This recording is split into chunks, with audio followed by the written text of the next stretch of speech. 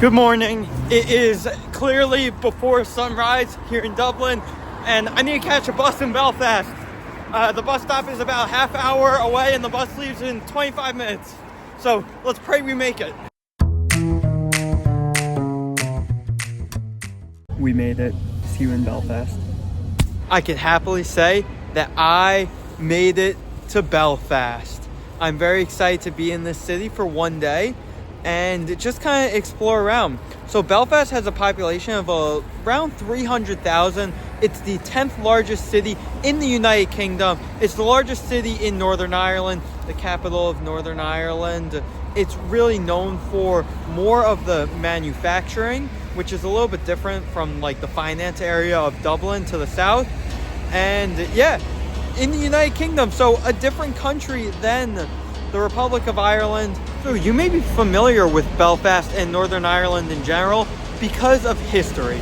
So during what was known as the Troubles, from the late 1960s until all the way 1998, there were periods of conflict, many times armed, because of separationist groups that wanted Northern Ireland to unify with Ireland. This was largely led by the Catholics.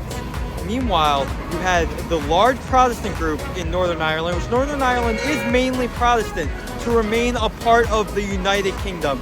So you had, essentially this I don't want to say war because it's not really classified as a war, but ongoing battles and skirmishes for a period of nearly 30 years between Catholics and Protestants, where I am right now. So I am at my first stop of the day, and it's in the city center at City Hall. And wow, look at this. This building is massive. There's really something about the United Kingdom and their architecture for government buildings because they all seem to be just so grand. This building in particular has so many Roman elements, from the columns to the domes to the engravings of figures right above the columns in the center of the facade. Oh my God, just wow. You feel its grandeur when you're here. Even the gates have a sort of grandeur to them.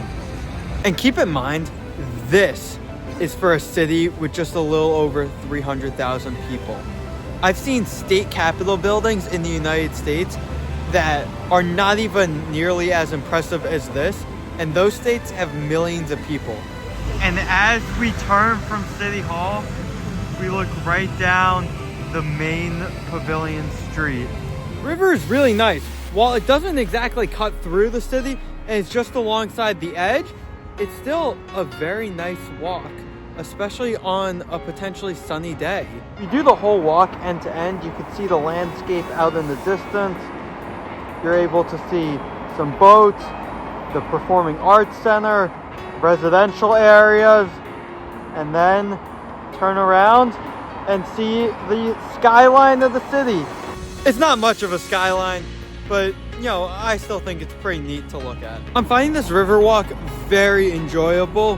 Not just do I get to see the city, but as I'm going along, there are numerous signs like the one right here that give me an in-depth breakdown of the entire city's maritime history.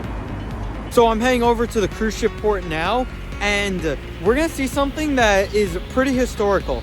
So this city was where the Titanic was built. Yeah, so very important stuff. There's a whole big Titanic museum here, and they ultimately launched it into the water here. And then obviously the Titanic went to Southampton, England, where then it took off trying to go en route to New York, and then obviously ultimately sunk somewhat close off the coast of Canada near Halifax, was the closest major city.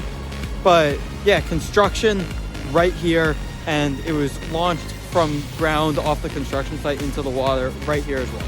The fact that the Titanic was built here really shows the history of manufacturing.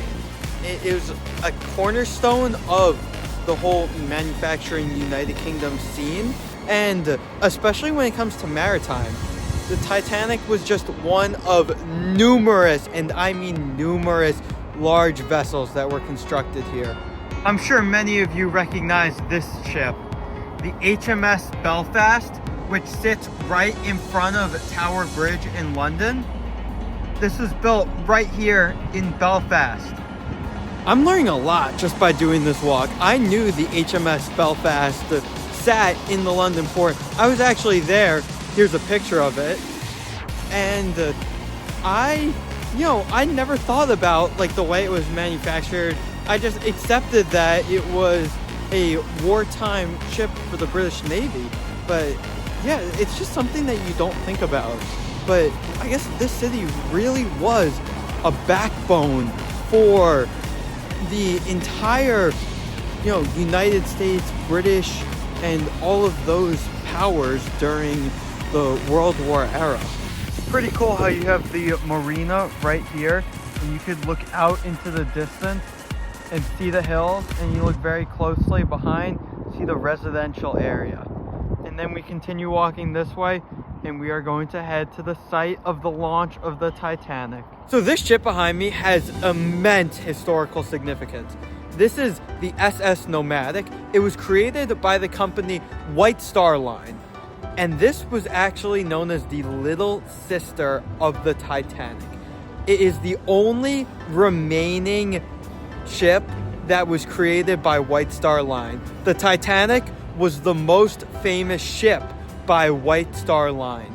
Every other ship created by them is no longer in existence. And right here, it is dry docked at Belfast Port. And the historical significance, just wow. If you are a Titanic fan, this ship means a lot, especially for the company White Star Line. I had no idea about just how historically significant Belfast is in the maritime industry.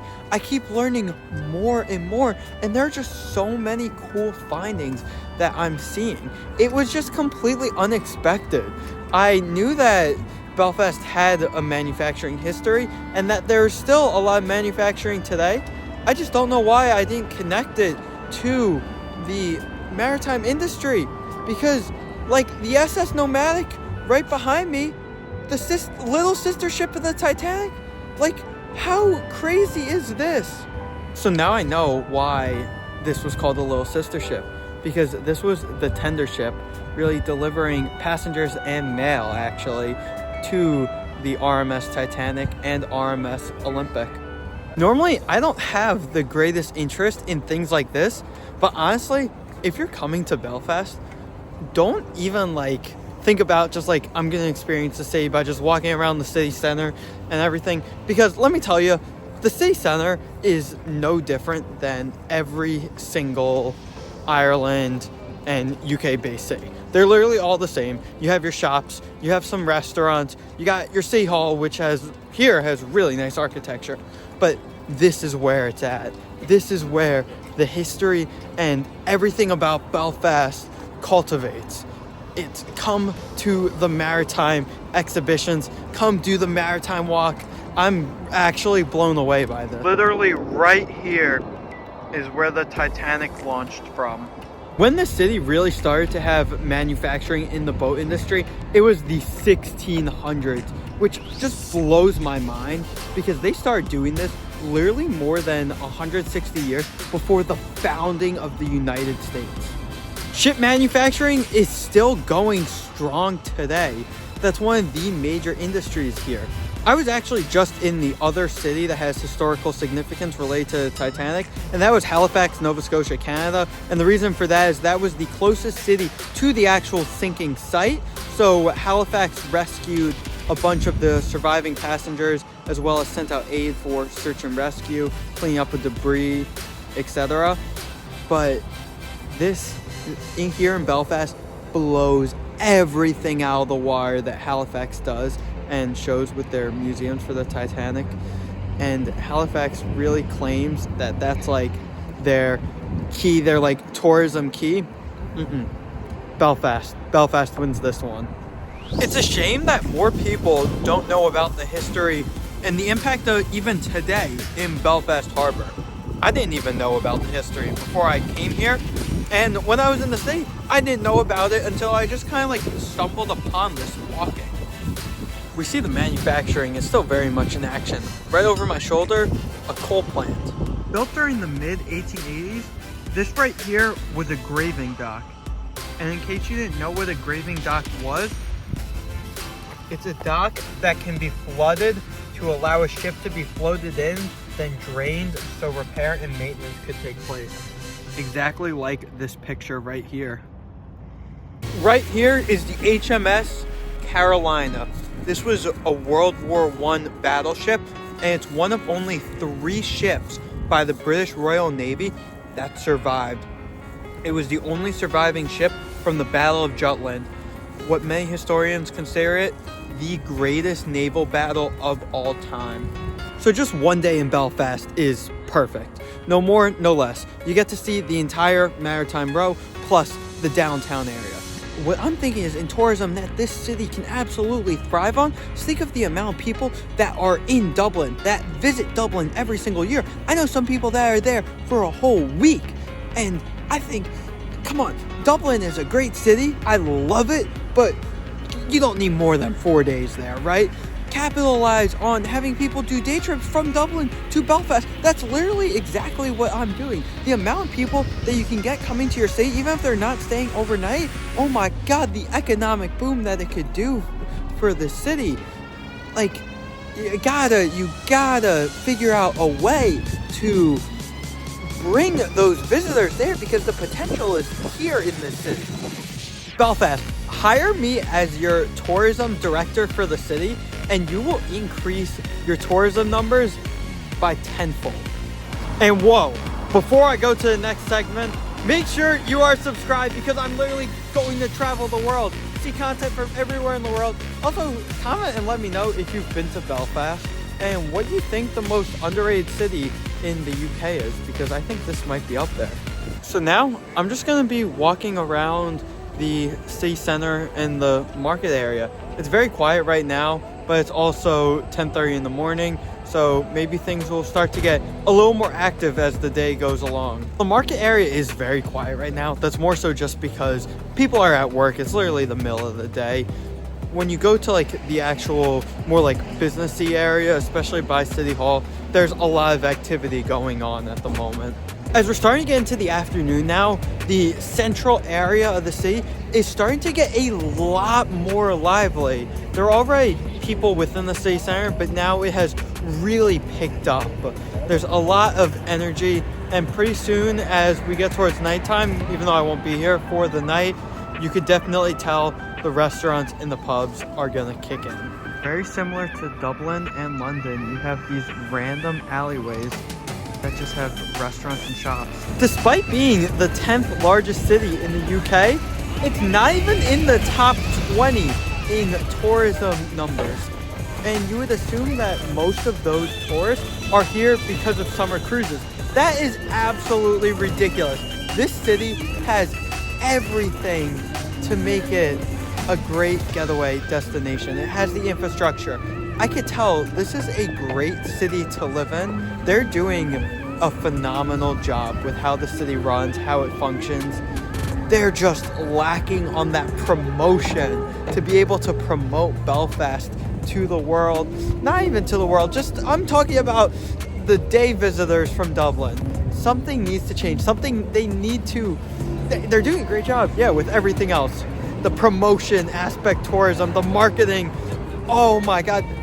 Well, we started this video talking about the 30-year troubles, the religious conflict between Catholics and Protestants, and how religion has really shaped the Irish island, especially Belfast and Northern Ireland.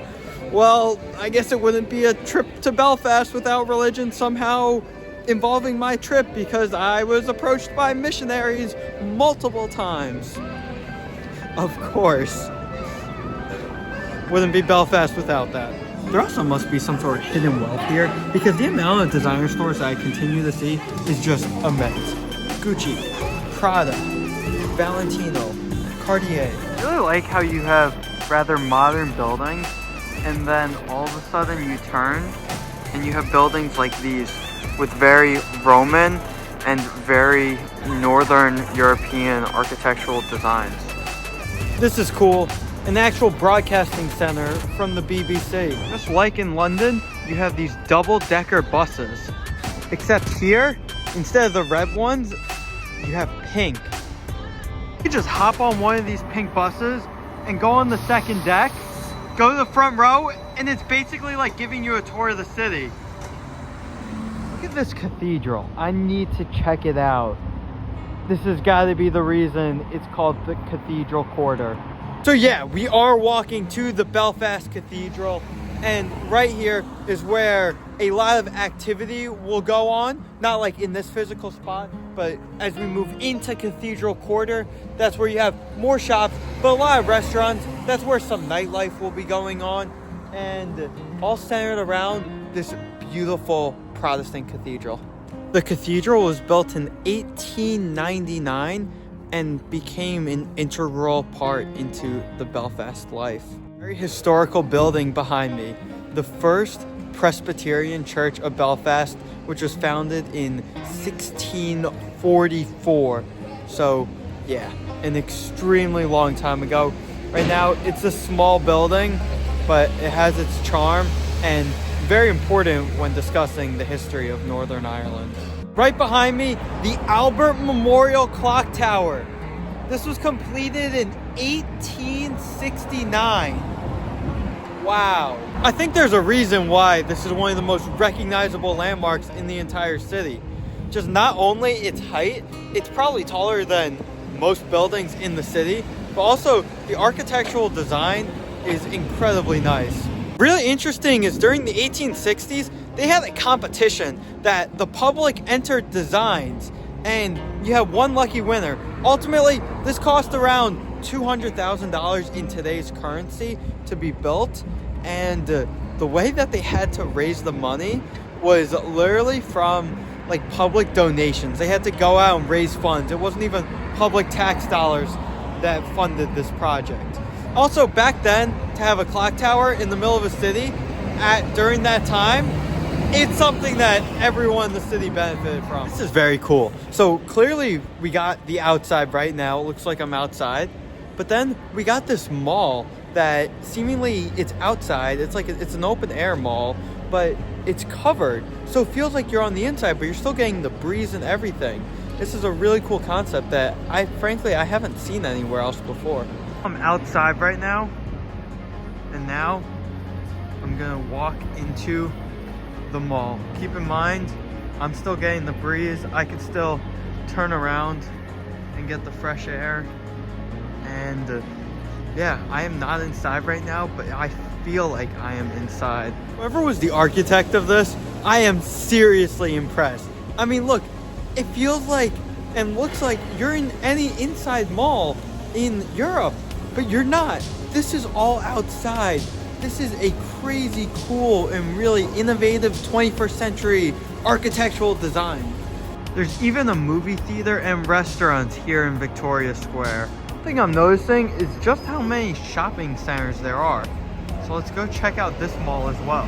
From what it seems like is that shopping is very concentrated to the center of the city. And it seems like everything else around it is really residential. Because I'm noticing everywhere I'm walking around, there are stores. And there are a surprising amount of designer stores. But I guess that makes sense if you really have one main spot to do all your shopping in the entire city. But it does go on for a couple of blocks. It's like probably like a 4x5 block area. I try to get a sign for most new places I go to, particularly if I like the location. And look at this really cool market that I found. Unfortunately, it's only open Friday, Saturday, and Sundays. We have different booths selling paintings, clothes, and I presume everything else you can imagine. This is called St. George's Market. I picture on the weekend when it is open, a lot of activity and a lot of great goods being sold. I've now walked to the outskirts of the city. It's a very small city, which understandably so. And I think my early thoughts were very much accurate about how all the shops are concentrated in the center of the city. Because now as I'm walking around, you got some student housing for Ulster University, residential area, and then really no businesses, no shops, no restaurants. So overall, as my time in Belfast is coming to an end, I would say you don't need more than just a day here, but I really enjoyed my time. People will say, oh, Belfast Prime is in the past. The city is on the downfall. There's no real future with the decrease in manufacturing, not just here, but across the world. But I see something different. I see optimism. I see tourism. I see a different future for Belfast. I see bright things ahead. Peace out, everyone. I know of sadness, the anxious and panic, the infinite vastness of all that is blackness.